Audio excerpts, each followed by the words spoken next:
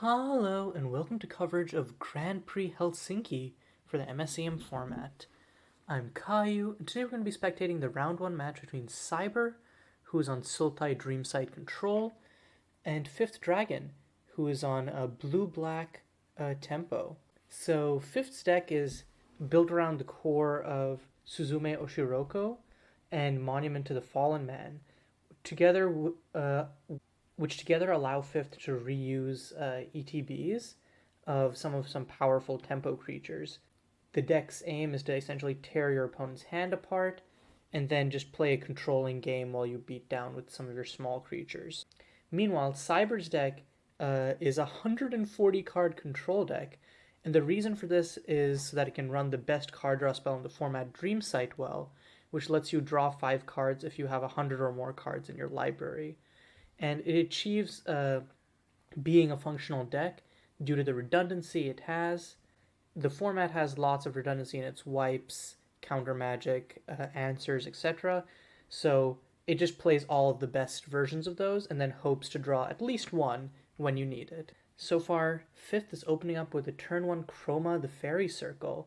Chroma is specifically in Fifth's deck to enable anti-magic, which is 1 and a blue spell which says counter target spell if it shares a color with a color of mana spent to cast anti-magic. So Cyber going to play a Prying Inquiry, which is basically one of the good hand attack pieces in our format, revealing Astute Prophet, anti-magic, another anti-magic, and a Shinrei.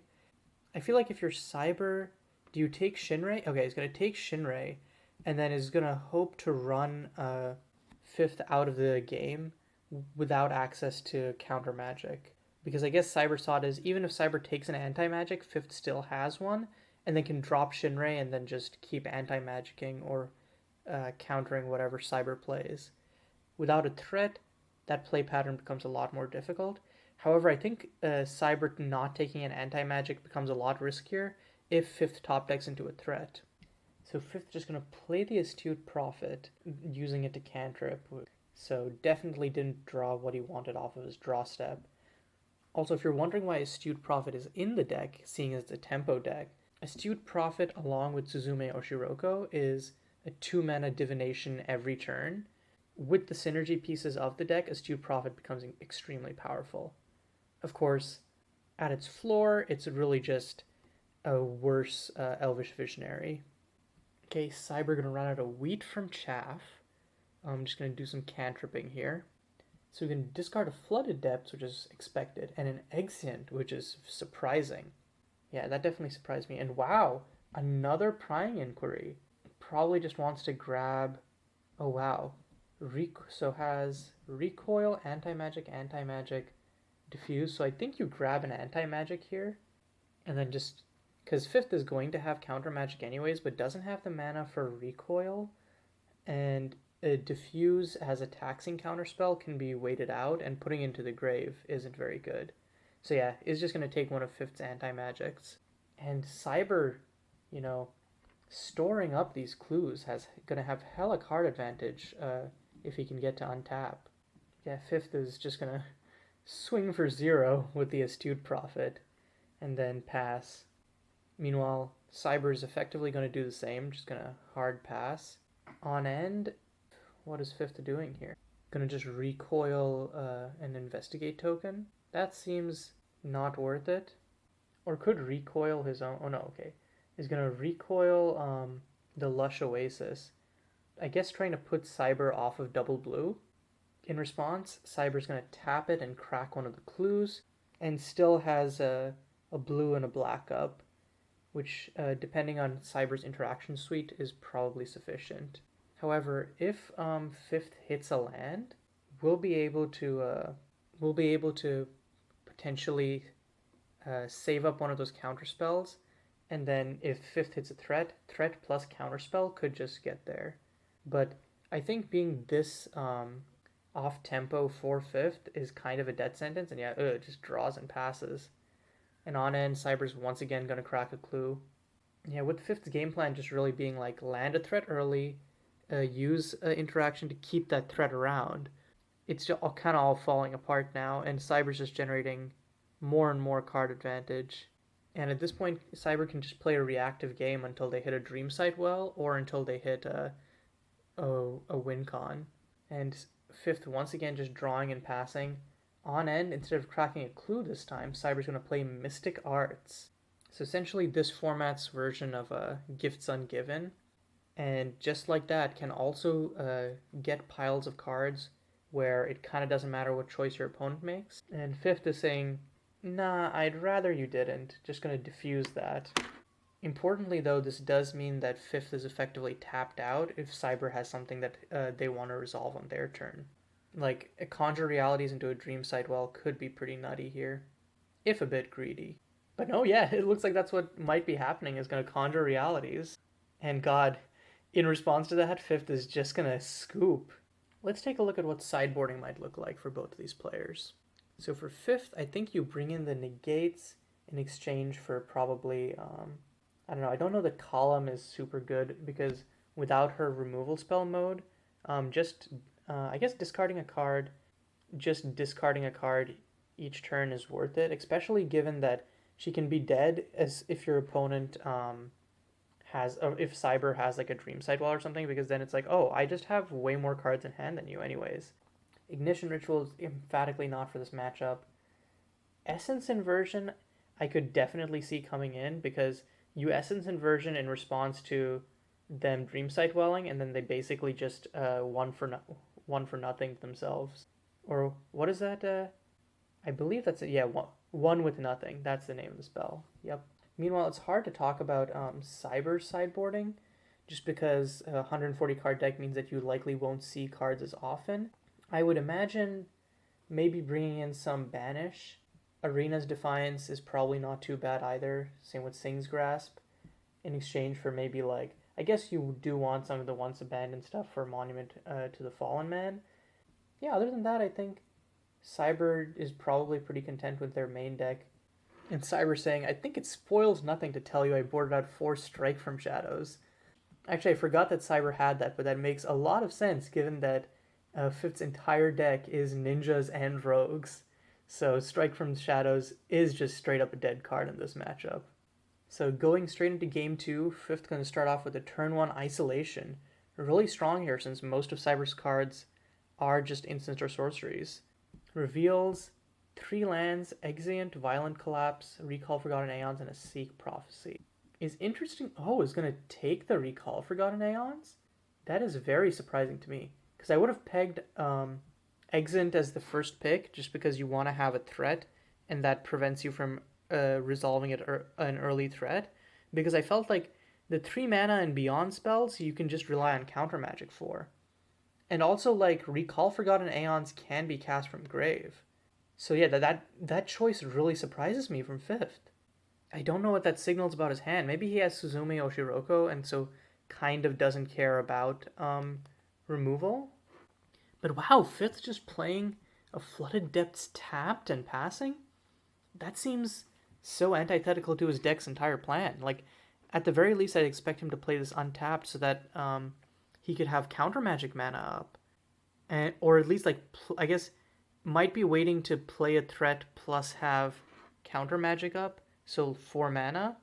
But still, this seems really strange to me, because Fifth's deck excels at the 2-drop curve. Also, Cyber's just going to run out the Seek Prophecy now. Couldn't last turn because the Dry Island enters tapped. Let's see what they reveal off of this. So it seemed like Cyber grabbed a second Violent Collapse, putting a Truth Unveiled and Memento Mori back into their library. I'm surprised by the second Violent Collapse, not gonna lie. I feel like a Memento Mori would have been better served because it's cheaper, so you can sometimes you can like multi-removal in response to Fifth having interaction. And once again a pass from Fifth, not even cracking his fetches. I did not expect this to be playing out as Drago as it is. Like, despite Fifth's plethora of interaction, I'd really imagined that his deck would be focused on resolving a creature at all costs.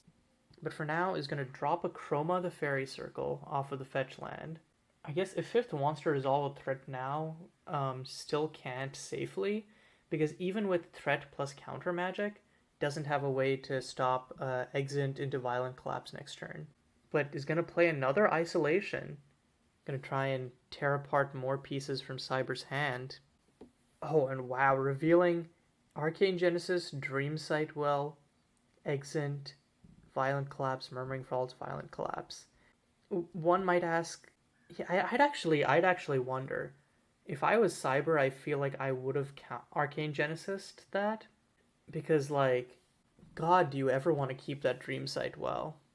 But I guess Cyber was worried about a threat post isolated, but like, I don't know.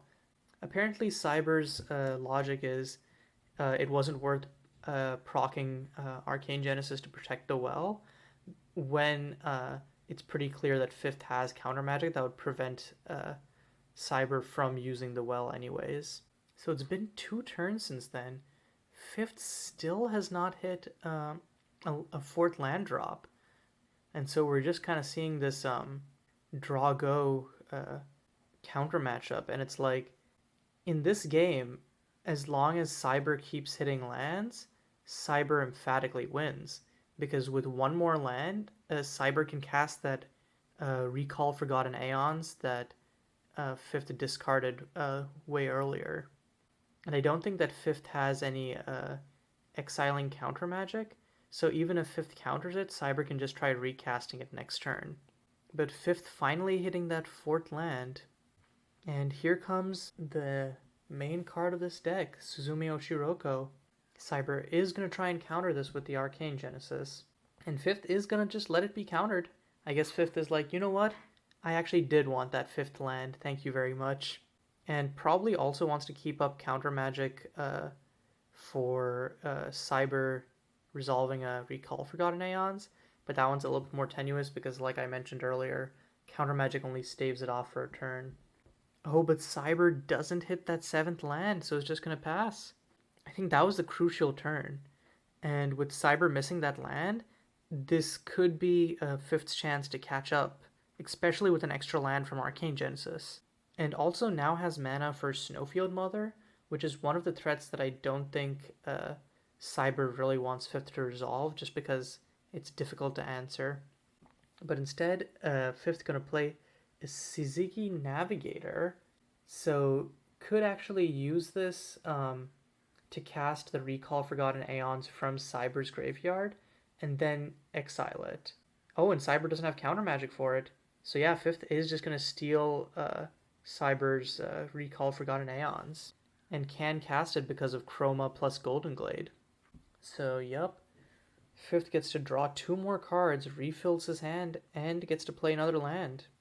And I guess as Fifth's tapped out, Cyber's just gonna exit, kill this Suzuki Navigator, and discards down to hand size on end, discarding an Astute Prophet, which, yeah, again, this is one of those cards which, without Suzume Oshiroko, the mileage goes way down.